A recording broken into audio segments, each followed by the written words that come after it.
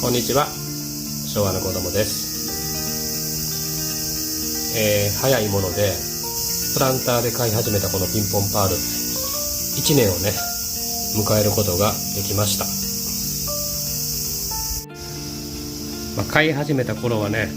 本当に小さくて、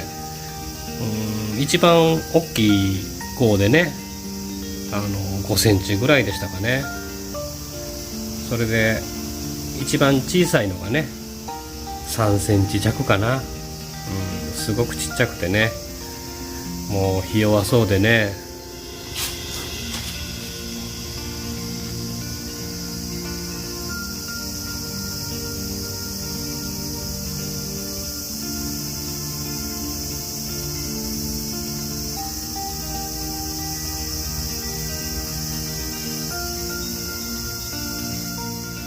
こんな小さいプランターで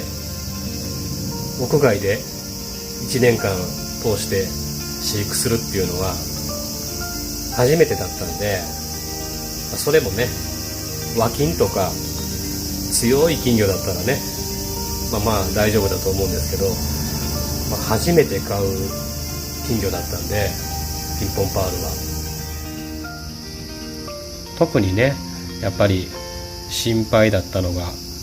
冬と春先ですかね。やっぱ冬場はねこんな小さい容器なんで、やっぱ寒波が来たら、すぐ凍ってしまうと思うんですよね、場所によっては。だからなるべくこう冷たい風が当たらないようにとか、そこそこその辺は工夫はしたんですけど、結果的には凍結っていうのはね本当表面の水が凍るぐらいで、そんなひどい凍結はなかったんで、その辺は良かったんですが、金魚もね冬場でも全然元気に泳いでる時もあったので、あったかい時なんかはね、冬場はなんとかいけたかなと思いましたね。冬場もねやっぱ心配は心配でしたけど、基本は越冬してねじーっとしてるんで、特にね病気とかすることはないとは思ってたんですけど、やっぱ春先ですよね。越冬明けですよね。結局ね越冬明けにこうね餌をあげ始めた時とか、そういう時にね結構病気になってしまったりとか、そういうことが起こりやすいんで、結構春先はやっぱり注意して餌やりとかね水替えはやってましたね。無事にね秋冬春と迎えて、まだ1年通して夏がやってきました。どうしてもこういう容器での飼育なんで、やっぱろ過器もないですし、少ない水量しか入らない容器なんで、あまりね餌をバンバンあげてしまうと、どうしてもこう水が汚れてね魚が病気にかかりやすいんで、餌の量はねやっぱ極力少なめにあげてますんで、どうしても金魚はそんなに大きくならないですよね。なんていうかな、そんな魚を大きくしたいとかそういう目的じゃなくて、なるべくね長生きしてもらいたいっていうか、健康で長生きしてもらって長くね飼うことができたらいいかなって思ってますね。普通だったら1年も経てばね結構大きくなるとは思うんですが、ここのピンポンちゃんはみんなちっちゃいですねちっちゃいはい。もうおちびちゃんはほんまにちっちゃいですもんね。でもねみんなすごく元気よく泳いでますよね。それが一番ですけどね。はい、ごめんなさい、どうぞ。